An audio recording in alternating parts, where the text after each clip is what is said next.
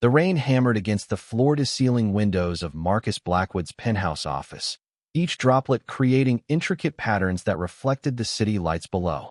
At 42, Marcus had built an empire from nothing, transforming a small tech startup into a multinational corporation worth billions. His angular face, marked by premature silver threading through his dark hair, bore the weight of countless decisions that had shaped not only his fortune but the lives of thousands of employees worldwide. Tonight, however, his mind wasn't on quarterly reports or merger negotiations. Instead, his thoughts drifted to the 8-year-old girl sleeping 3 floors above in the residential section of his building. Emma had been part of his life for 2 years now, ever since his sister Caroline had died in that devastating car accident, leaving behind a daughter who barely knew her uncle but had nowhere else to go. Marcus had never planned on becoming a father figure. His life had been meticulously organized around board meetings, international flights, and the relentless pursuit of success. Children had never factored into his carefully constructed world. Yet Emma had changed everything with her quiet resilience and the way she looked at him with those enormous brown eyes that reminded him so much of Caroline. The intercom on his mahogany desk buzzed softly. "Mr. Blackwood, your car is ready whenever you'd like to head upstairs." His assistant's voice filtered through the speaker. "Thank you, Jennifer. I'll be up shortly." Marcus closed the financial reports spread across his desk and loosened his silk tie. The numbers were impressive as always, but they felt hollow tonight. Success had once been his primary motivation, but now it served a different purpose entirely. Every decision he made, every deal he closed, was filtered through a new lens. What kind of future was he building for Emma? The private elevator whisked him silently to the 42nd floor, where his penthouse occupied the entire level. The space was a study in modern minimalism, all clean lines and expensive materials, but Emma's presence had softened the edges. Her drawings were magnet to the stainless steel refrigerator, her books scattered across the Italian leather sofa, and her small sneakers abandoned by the front door. "Mr. Blackwood, you're home earlier than usual," came a melodious voice from the kitchen area.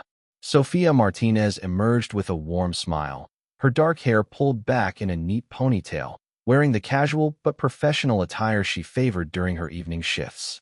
At 28, she possessed an easy confidence that had impressed Marcus during their initial interview 6 months ago. "The Singapore deal closed faster than expected," Marcus replied, setting his briefcase beside the marble kitchen island. "How was Emma today?" "Wonderful as always. We finished her math homework, practiced piano for 30 minutes, and she helped me prepare dinner. She's been asking about when you'd be home." Sophia's accent carried the faintest trace of her Colombian heritage, something Marcus found oddly comforting in the sterile perfection of his penthouse. "Is she asleep?" "She tried to wait up for you, but exhaustion won around 8:30. I checked on her 20 minutes ago, and she was sleeping soundly." Sophia began gathering her belongings from the counter. "There's a plate for you in the refrigerator." Emma insisted on helping make your favorite pasta dish.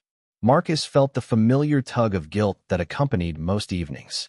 Emma's efforts to connect with him, to create some semblance of family routine, often went unnoticed due to his demanding schedule. "Thank you, Sophia. I don't know what we'd do without you." "It's my pleasure, Mr. Blackwood. Emma is a remarkable child. You should be very proud." Sophia shouldered her leather bag and moved toward the elevator. "I'll see you both tomorrow evening."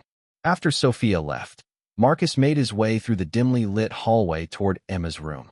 He'd had the space completely redesigned when she moved in, transforming what had been a sterile guest room into something more appropriate for a child. The walls were painted a soft lavender, and constellation stickers glowed faintly on the ceiling. Her bed, shaped like a castle, had been Emma's one specific request, and Marcus had spared no expense in having it custom-built. He pushed the door open carefully, allowing light from the hallway to illuminate Emma's sleeping form. She lay curled on her side, clutching a worn stuffed elephant that had belonged to his sister. Her blonde hair fanned across the pillow, and her face held the peaceful expression that only children seemed capable of achieving. Marcus stood there for several minutes, watching the gentle rise and fall of her breathing. These quiet moments had become precious to him, opportunities to simply observe this little person who had irrevocably changed his world. Emma possessed Caroline's stubborn streak and quick intelligence, But there was something uniquely her own in the way she approached life with such earnest curiosity. The next morning arrived with typical chaos. Emma bounded into the kitchen at 7 sharp, her school uniform slightly askew and her backpack dragging behind her. "Uncle Marcus, you're still here. Good morning, sunshine." Marcus looked up from his tablet, where he'd been reviewing overnight emails from his Hong Kong office. "I thought I'd drive you to school today." Emma's face lit up with genuine delight. "Really? But don't you have important meetings?" "Nothing more important than making sure you get to school safely." Marcus had cleared his morning schedule specifically for this purpose, though he didn't mention that to Emma. These small gestures had become increasingly important to him, ways of showing up in her life that his own parents had never managed. Over breakfast, Emma chattered about her upcoming science project, her best friend Madison's birthday party, and her concerns about an upcoming spelling test. Marcus found himself genuinely engaged in these conversations, amazed by how Emma's perspective could make even mundane topics fascinating. "Uncle Marcus," Emma said suddenly, her voice taking on a more serious tone. "Can I ask you something?" "Of course. What's on your mind?" Emma fidgeted with her orange juice glass, a habit Marcus had noticed she displayed when wrestling with difficult thoughts. "Do you think people can pretend to be someone they're not?" The question caught Marcus off guard. "What do you mean, sweetheart? Like, if someone wanted to trick you, could they pretend to be nice and helpful, but really be planning something bad?" Marcus set down his coffee cup and gave Emma his full attention. "That's a very mature question. Yes, unfortunately, some people do pretend to be something they're not. But most people are genuinely good, Emma. Why are you asking?" Emma's eyes darted toward the hallway, then back to Marcus. "I just wondered. Sometimes in movies, the nice person turns out to be the bad guy, and I wondered if that happens in real life too." "It can happen, but it's not common. And you can always talk to me if something is bothering you, right? About anything at all." Emma nodded, but Marcus sensed there was more she wanted to say. Before he could probe further, she glanced at the kitchen clock and jumped up. "We need to leave soon, or I'll be late for morning assembly." The drive to Emma's private school provided another opportunity for conversation, but Emma seemed unusually quiet, staring out the window at the passing cityscape. Marcus made several attempts to draw her out, but she responded with uncharacteristic brevity. "Emma, are you sure everything is okay? You seem worried about something." "I'm fine, Uncle Marcus. Just thinking about my spelling test." But her voice lacked its usual enthusiasm, and Marcus made a mental note to revisit the conversation later. At school, Emma hugged him goodbye with perhaps more intensity than usual. "I love you, Uncle Marcus. You know that, right?" "I love you too, sweetheart. More than you could possibly know." Marcus watched her disappear through the school's ornate entrance, a nagging concern settling in his chest. The day proceeded with its usual relentless pace. Board meetings, conference calls with international partners, and strategic planning sessions filled every available minute. Yet Marcus found his thoughts returning repeatedly to Emma's unusual behavior that morning. Her questions about people pretending to be someone else seemed oddly specific, and her subdued demeanor was unlike her typical cheerful disposition. During a brief break between meetings, Marcus called the school to check on Emma. The secretary assured him that she was fine, participating normally in classes and showing no signs of distress. This provided some relief, but the nagging worry persisted. That evening, Marcus made another effort to arrive home early. He found Sophia and Emma in the living room, working on what appeared to be an art project. Emma's face brightened when she saw him, but Marcus noticed she seemed to position herself closer to him and farther from Sophia. "How was school today?" Marcus asked, settling into his favorite armchair. "Good. We learned about the solar system, and Mrs. Peterson said my presentation about Jupiter was excellent." Emma's enthusiasm seemed forced, and she kept glancing at Sophia with an expression Marcus couldn't quite interpret. "That's wonderful. I'd love to hear about it over dinner." Marcus looked toward Sophia. "Will you be joining us tonight?" "Actually, I have plans with friends this evening, if that's all right. I prepared Emma's favorite chicken and rice, and there's plenty for both of you." Sophia gathered her materials from the coffee table. "Emma, remember what we discussed about your art project. You'll want to let the paint dry completely before adding the final details." After Sophia left, Emma seemed to relax considerably. She curled up next to Marcus on the sofa and launched into an animated description of her day, her earlier reticence completely gone. They ate dinner together, something that had become increasingly rare due to Marcus's schedule, and Emma helped him load the dishwasher afterward. "Uncle Marcus," Emma said as they finished cleaning up, "can we talk about something important?" "Of course. What's on your mind?" Emma looked around the kitchen as if checking to make sure they were alone. "It's about Sophia." Marcus felt his attention sharpen. "What about her?" "I don't think she's who she says she is." Emma's voice was barely above a whisper, and her eyes were wide with concern. "What do you mean, sweetheart?" "Sophia has been wonderful with you. She's reliable, kind, and you've always seemed to enjoy spending time with her." "I know, but—" Emma struggled to find the words. "I've noticed things. Strange things." Marcus knelt down to Emma's eye level, his expression serious but gentle. "Tell me what you've noticed." "Sometimes when she thinks I'm not looking, she goes through your papers on the kitchen counter. And last week, I saw her taking pictures of them with her phone." Emma's voice grew more urgent. "And she asks me lots of questions about you. Not normal questions like, 'How was your day?' but weird ones like, 'Does your uncle ever talk about his business partners? And has he mentioned any trips to other countries?'" Marcus felt a chill run down his spine. "Are you certain about this, Emma?" "Yes. And there's more. Yesterday, I forgot my library book and came back to get it. Sophia was on the phone in your study, and she was speaking in a different language. Not Spanish, something else. When she saw me, she hung up really quickly and acted like nothing happened." The implications of Emma's observations began to crystallize in Marcus's mind.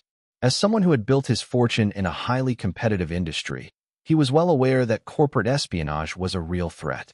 He'd taken numerous precautions to protect his company's intellectual property, but he'd never considered that someone might infiltrate his personal life to gain access to sensitive information. "Emma, this is very important. Has Sophia ever asked you about my computer passwords or tried to get you to show her anything in my office?" "She asked me once if I knew where you kept important papers, but I told her I wasn't allowed in your office without permission." She seemed disappointed. Emma's brow furrowed with concentration. "And she's always very interested when you get phone calls. She tries to listen, even when she's pretending to be busy with other things." Marcus pulled Emma into a hug, his mind racing. "You did the right thing by telling me this. I'm very proud of you for being so observant and for trusting me with your concerns. Are we in danger?" Emma's voice was small and frightened. "No, sweetheart. I won't let anything happen to you. But I need to look into this situation carefully. Can you promise me something?" Emma nodded earnestly. "Don't let Sophia know that you've told me about this. Act normally around her, but don't be alone with her if you can help it. If she asks you any more questions about me or my work, just say you don't know. Can you do that?" "Yes, Uncle Marcus. I can be brave. I know you can. You're the bravest person I know." Marcus kissed the top of her head. "Now, let's get you ready for bed, and tomorrow we'll figure out what to do about this situation." That night, after Emma was safely asleep, Marcus retreated to his study. The room was his sanctuary, lined with first-edition books and furnished with antiques that had taken him years to acquire. More importantly, it housed his personal safe and the secure computer system he used for the most sensitive business communications. Marcus activated his computer and accessed the comprehensive background check service his company used for all employees. He'd had Sophia investigated before hiring her, of course, but now he realized he needed to dig deeper. The initial report had been satisfactory. Colombian national, legal work status, previous nanny positions with excellent references, clean criminal record, and appropriate certifications in childcare and first aid. Now, however, Marcus ordered a more thorough investigation. He wanted to know everything about Sophia Martinez, her family background, her financial situation, her associations, and most importantly, any connections she might have to his business competitors or foreign entities interested in his company's technology. While waiting for the investigation results, Marcus reviewed his security protocols. His home office was equipped with hidden cameras, but he'd never felt the need to monitor them regularly. Now he accessed the footage from the past several weeks, focusing on times when Sophia would have been alone in the penthouse. What he discovered made his blood run cold. The cameras showed Sophia systematically searching through his papers whenever Emma was occupied with homework or other activities. She photographed documents, used a small device to copy files from his computer when he'd left it unlocked, and made detailed notes about his daily routines and business contacts. Most disturbing was footage from 3 days earlier showing Sophia in his study, speaking on her phone while examining documents from his safe. The safe had been left open after Marcus had retrieved some contracts that morning, and Sophia had clearly taken advantage of the opportunity. Marcus's hands clenched into fists as he watched the woman he'd trusted with Emma's care systematically betraying that trust. The violation felt personal in a way that business espionage never had. This wasn't just about stolen corporate secrets. This was about someone who had infiltrated his family, who had been alone with Emma for months while harboring ulterior motives. The investigation results arrived via encrypted email at 2 in the morning. Marcus read through the report with growing alarm.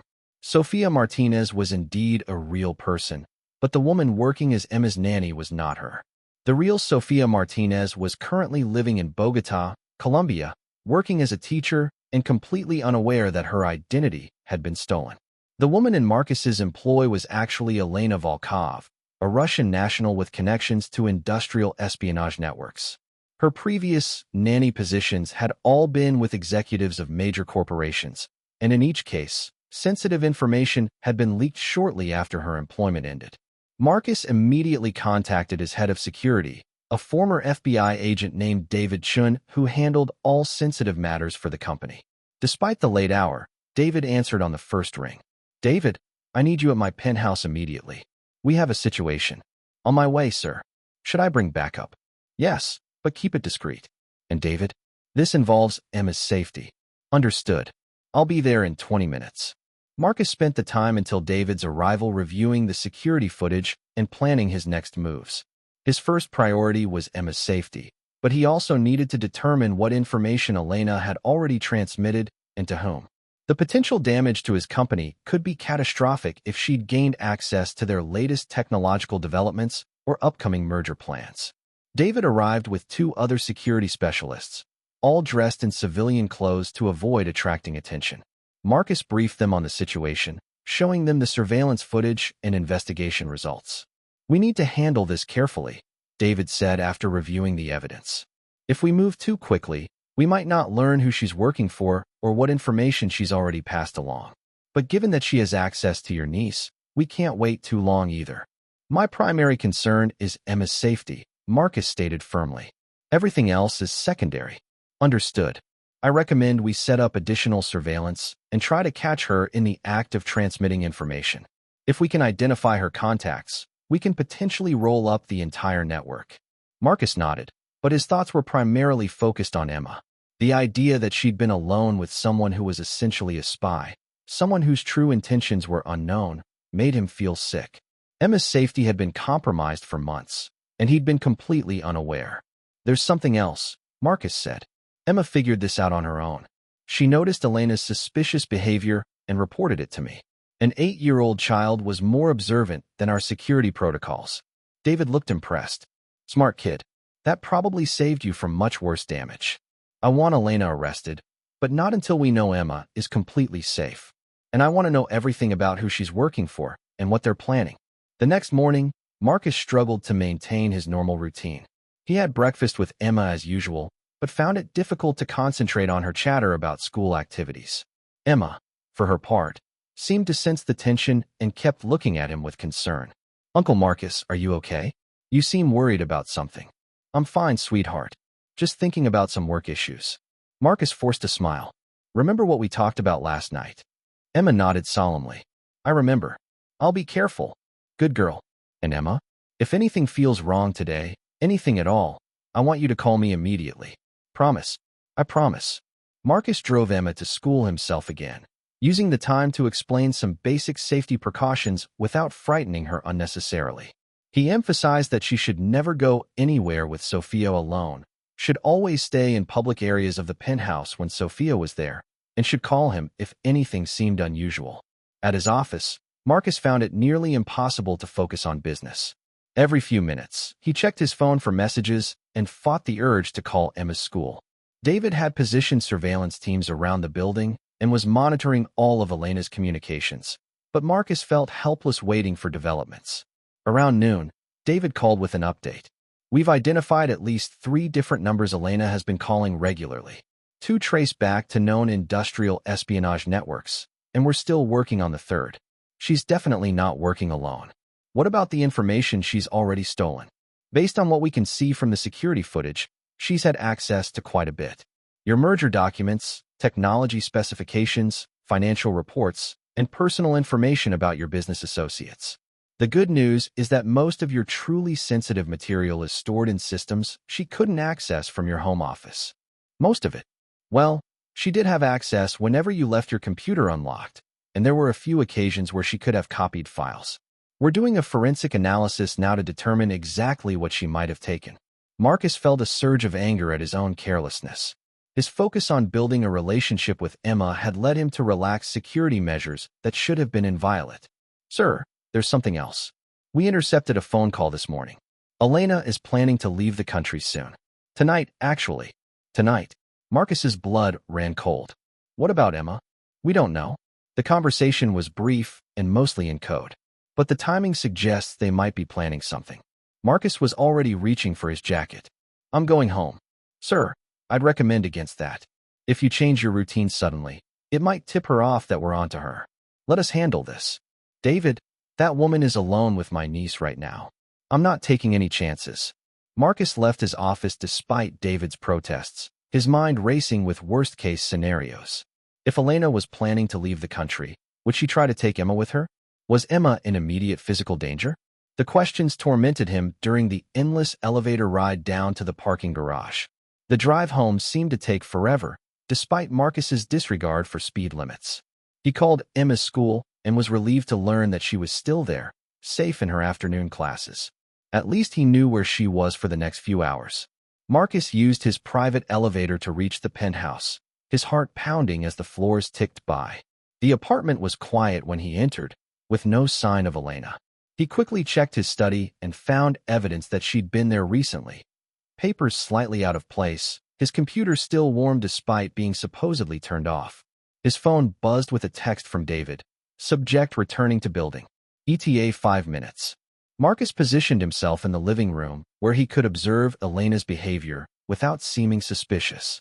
When she entered the penthouse, her demeanor appeared normal, but Marcus now noticed details that had previously escaped his attention. The way her eyes immediately scanned the room, how she moved with a purposeful efficiency that seemed at odds with her casual manner, and the small bulge in her jacket pocket that could be a recording device or camera.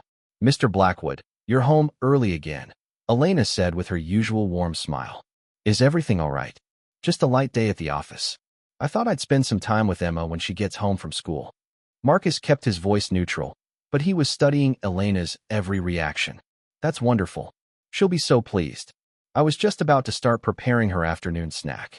Elena moved toward the kitchen, but Marcus noticed she seemed more alert than usual, her eyes darting around the apartment as if looking for something.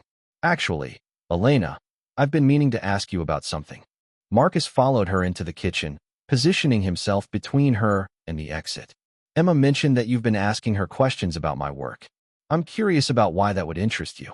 For just a moment, Elena's composure slipped, and Marcus saw something calculating in her eyes before the warm smile returned.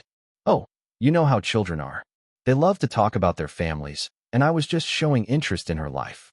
I hope that wasn't inappropriate. Not at all. It's just that some of the questions seemed quite specific. Questions about business partners and travel plans. Marcus watched Elena's face carefully. That seems like unusual territory for casual conversation with an 8-year-old. Elena's smile became slightly strained. I think there may have been some misunderstanding. You know how children sometimes exaggerate or misremember conversations. Perhaps. But Emma is quite mature for her age, and she has an excellent memory. Marcus took a step closer. In fact, she's been very helpful in pointing out some concerning patterns of behavior. The pretense finally dropped from Elena's face, replaced by a cold professionalism that was far more unsettling than her fake warmth had been. Mr. Blackwood, I think there may be some confusion here. No confusion at all. I know exactly who you are, Elena Volkov. The question is, what were you planning to do with my niece? Elena's hand moved toward her jacket pocket, but Marcus was faster, grabbing her wrist before she could reach whatever was hidden there. David, he called out, knowing that his security team would be monitoring the situation. The penthouse door burst open as David and his team rushed in, their weapons drawn. Elena didn't resist as they secured her, but her eyes remained fixed on Marcus with an expression of pure hatred. "You have no idea what you've interfered with," she said in accented English that was nothing like the slight Colombian accent she'd been faking. "This is much bigger than your little company." "We'll see about that," David replied, securing Elena's hands behind her back. "Elena Volkov, you're under arrest for identity theft, industrial espionage, and conspiracy." As they led Elena away, Marcus felt a mixture of relief and lingering fear. Emma was safe, but the full extent of the threat remained unclear. He called the school and arranged for Emma to be kept in the principal's office until he could pick her up personally. The drive to Emma's school gave Marcus time to process what had happened. His home had been violated, his trust betrayed, and most importantly, Emma had been in danger for months without his knowledge. The guilt was overwhelming, but it was tempered by pride in Emma's courage and intelligence. She had recognized the threat when he had been blind to it. Emma was waiting in the principal's office, her small face creased with worry. When she saw Marcus, she ran to him and threw her arms around his waist. "Uncle Marcus, is everything okay? Mrs. Patterson said you needed to talk to me about something important." Marcus knelt down to Emma's level, choosing his words carefully. "Everything is fine now, sweetheart. You remember our conversation last night about Sophia?" Emma nodded, her eyes wide. "Well, it turns out you were absolutely right to be concerned. Sophia wasn't who she said she was, and she was doing some very bad things. But she's gone now, and she can't hurt us anymore. So I was right. She really was pretending to be someone else. You were completely right, and I'm so proud of you for being brave enough to tell me about your concerns. You may have saved us both from something much worse." Emma's face brightened with relief and pride.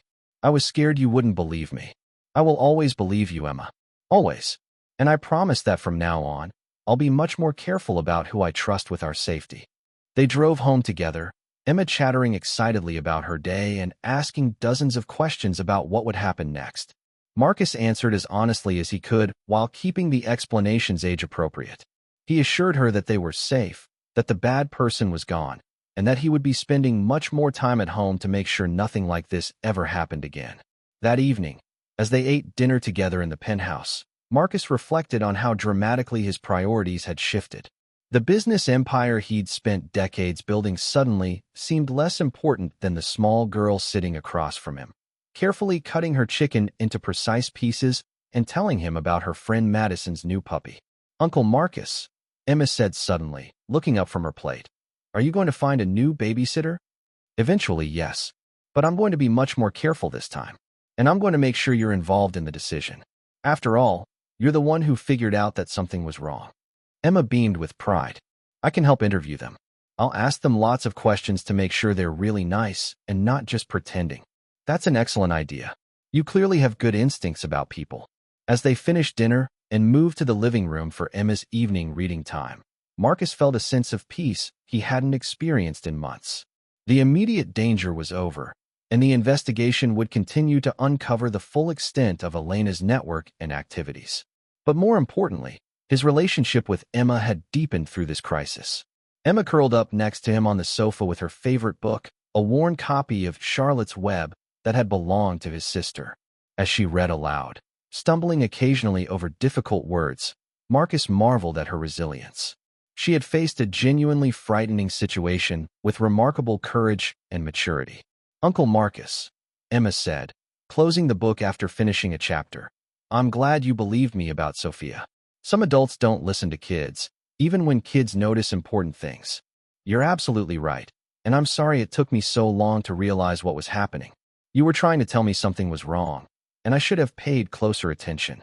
It's okay. You listen to me now, and that's what matters." Emma snuggled closer to Marcus. "Are you going to work late tonight?" "No, sweetheart. I'm going to be here with you. In fact, I think I'm going to start working from home much more often." "Really? That would be the best thing ever." As Marcus tucked Emma into bed that night, she looked up at him with serious eyes. "Uncle Marcus, I love you very much. You know that, right?" "I love you too, Emma. More than anything in the world. Even more than your company." The question caught Marcus off guard, but the answer came without hesitation. "Much more than my company. You're the most important thing in my life." Emma smiled and closed her eyes, apparently satisfied with his response. Marcus sat beside her bed for several minutes, watching her drift off to sleep and thinking about the changes he needed to make in his life. Over the following weeks, the investigation into Elena's activities revealed the scope of the espionage network she'd been part of. She had been working for a consortium of competitors who were attempting to steal Marcus's company's latest technological innovations. The information she'd gathered had been intended to give them a significant advantage in upcoming contract negotiations. More disturbing was the discovery that Emma had indeed been part of Elena's escape plan. Intercepted communications revealed that Elena had been instructed to take Emma with her when she fled the country, presumably to use as leverage against Marcus or to ensure his silence about the stolen information. The knowledge that Emma had been in such serious danger reinforced Marcus's determination to restructure his life around her needs. He hired a new assistant to handle more of his daily responsibilities, invested in enhanced security for both his home and office, and most importantly, began spending significantly more time with Emma. The new nanny, Mrs. Chun, was a 60-year-old former elementary school teacher with impeccable references and, most importantly, Emma's enthusiastic approval after a thorough interview process. Emma had peppered Mrs. Chun with questions about everything from her favorite books to her family history, displaying the same observational skills that had uncovered Elena's deception. "She's really nice, Uncle Marcus," Emma had announced after Mrs. Chun's visit. "And she answered all my questions without getting annoyed. Plus, she knows how to make origami animals." The transition to their new routine was smoother than Marcus had expected. Mrs. Chun proved to be exactly what they needed: competent, trustworthy, and genuinely fond of Emma. More importantly, she understood that her role was to supplement Marcus's care for Emma, not replace it. Marcus found that working from home several days a week not only allowed him to spend more time with Emma, but actually improved his productivity. Without the constant interruptions of office drop-ins and unnecessary meetings, he could focus more effectively on strategic decisions while remaining available for Emma's needs. Their evening routine became sacred time. Marcus made sure to be home for dinner most nights, and they would spend the time talking about Emma's day, helping with homework, and reading together. These conversations revealed aspects of Emma's personality that Marcus had missed during his previous schedule of constant travel and late nights at the office. Emma was remarkably intelligent, with a curiosity about the world that reminded Marcus of his sister. She asked thoughtful questions about everything from science to philosophy, and her observations about people and situations were often startlingly perceptive. Marcus began to understand that Emma's ability to see through Elena's deception wasn't just luck. It was a genuine talent for reading people and situations. "Uncle Marcus," Emma said one evening as they worked on a jigsaw puzzle together, "do you think bad people always look bad on the outside?" "No, sweetheart. Sometimes bad people can look very nice and normal. That's what makes them dangerous. But how do you tell the difference?" Marcus considered the question carefully. "You pay attention to what people do, not just what they say. You watch how they treat others, especially people who can't help them get what they want. And you trust your instincts, like you did with Elena." Emma nodded thoughtfully. "So it's like being a detective." "Exactly like being a detective. And you're very good at it." The praise made Emma glow with pride, and Marcus realized how important these conversations were for her development. She was learning to trust her own judgment and to understand that being observant and cautious wasn't the same as being paranoid or unfriendly. As the months passed, Marcus found himself genuinely enjoying his new role as Emma's primary caregiver. The business continued to thrive under his modified schedule, and he discovered that the strategic thinking required for successful parenting wasn't so different from the skills that had made him successful in business. Emma flourished under the increased attention and stability. Her grades improved, she made new friends at school, and she developed a confidence that had been missing during the months when Marcus had been largely absent from her daily life. "Uncle Marcus," Emma said one Saturday morning as they prepared breakfast together, "I'm really glad that Elena turned out to be bad." The comment surprised Marcus. "Why would you say that, sweetheart?" "Because if she hadn't been bad, you might not have realized how much I needed you to be home more. And now we get to spend lots of time together, and it's the best thing ever." Marcus felt his throat tighten with emotion. "You're absolutely right. Sometimes bad things happen that lead to good changes. Do you think Mommy would be proud of us?" Emma asked quietly. The question about Caroline still caught Marcus off guard sometimes, but he'd learned to answer honestly. "I think she would be very proud of both of us. You for being so brave and smart, and me for finally figuring out what's really important in life." Emma smiled and returned to mixing pancake batter, apparently satisfied with his response. Marcus watched her work, marveling at how this small person had transformed not just his daily routine, but his entire understanding of what made life meaningful. The investigation into Elena's network eventually led to the arrest of several other operatives and the disruption of a significant industrial espionage operation. Marcus's company recovered all the stolen information and implemented new security protocols to prevent similar breaches in the future. But for Marcus, the most important outcome was the strengthening of his relationship with Emma. The crisis had forced him to confront his priorities and make changes that he might never have made otherwise. Emma's courage in speaking up about her concerns had not only protected them both, but had given Marcus the push he needed to become the kind of guardian Emma deserved. "You know what I learned from all this?" Marcus told David during one of their regular security briefings. "What's that, sir?" "That an 8-year-old child can be the best security system in the world, if you're smart enough to listen to her." David laughed. "Emma certainly proved that. She should consider a career in law enforcement. I think she'd be excellent at it. She has the instincts for it, and more importantly, she has the courage to speak up when something's wrong." That evening, as Marcus and Emma sat together reading before bedtime, Emma looked up from her book with a serious expression. "Uncle Marcus, can I tell you something?" "Always, sweetheart. What's on your mind?" "I used to worry that you didn't really want me here. That maybe you were just taking care of me because you had to." Marcus felt his heart break a little. "Oh, Emma. But now I know that's not true. You chose to change your whole life to take better care of me. That means you really do want me here. Emma, I want you here more than anything. You're not just someone I'm taking care of, you're my family. You're the most important person in my world." Emma smiled and snuggled closer to Marcus. "I love you, Uncle Marcus. Thank you for believing me about Elena, and thank you for making me feel safe." "I love you too, Emma. And I promise I'll always believe you, and I'll always keep you safe." As Emma drifted off to sleep that night, Marcus reflected on the journey that had brought them to this point. Elena's deception had been a violation and a danger, but it had also been a catalyst for positive change. Emma's bravery in speaking up had not only protected them both, but had shown Marcus what kind of man and guardian he wanted to be. The business empire he'd built would continue to grow and evolve, but it would never again take precedence over Emma's needs. She had taught him that true success wasn't measured in quarterly profits or market share, but in the trust and love of the people who mattered most. Looking at Emma's peaceful sleeping face, Marcus knew that whatever challenges lay ahead, they would face them together. Emma had proven herself to be not just observant and brave, but wise beyond her years. She had seen through Elena's deception when adults had been fooled, and she had found the courage to speak up despite her fears. As Marcus quietly left Emma's room and headed to his study to review some business documents, he smiled at the irony of the situation. He had spent years building sophisticated security systems and hiring expensive consultants to protect his business interests, but in the end, it had been an 8-year-old girl who had provided the most effective security of all. Emma's simple observation that the babysitter isn't who she says had unraveled an entire espionage network and prevented what could have been catastrophic damage to his company. More importantly, it had saved them both from a much more dangerous situation and had brought them closer together as a family. The future stretched ahead of them, full of possibilities and challenges. Emma would continue to grow and develop, asking her thoughtful questions and making her keen observations about the world around them.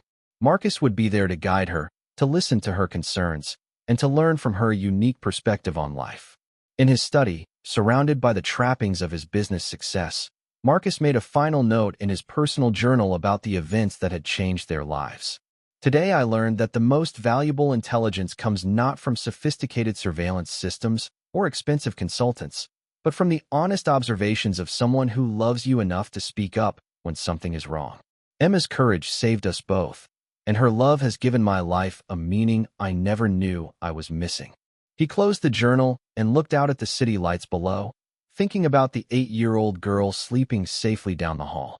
Tomorrow would bring new challenges and opportunities, but Marcus faced them with confidence, knowing that he and Emma would meet them together as a real family built on trust, love, and the kind of courage that an 8-year-old girl had shown when she said, "The babysitter isn't who she says she is."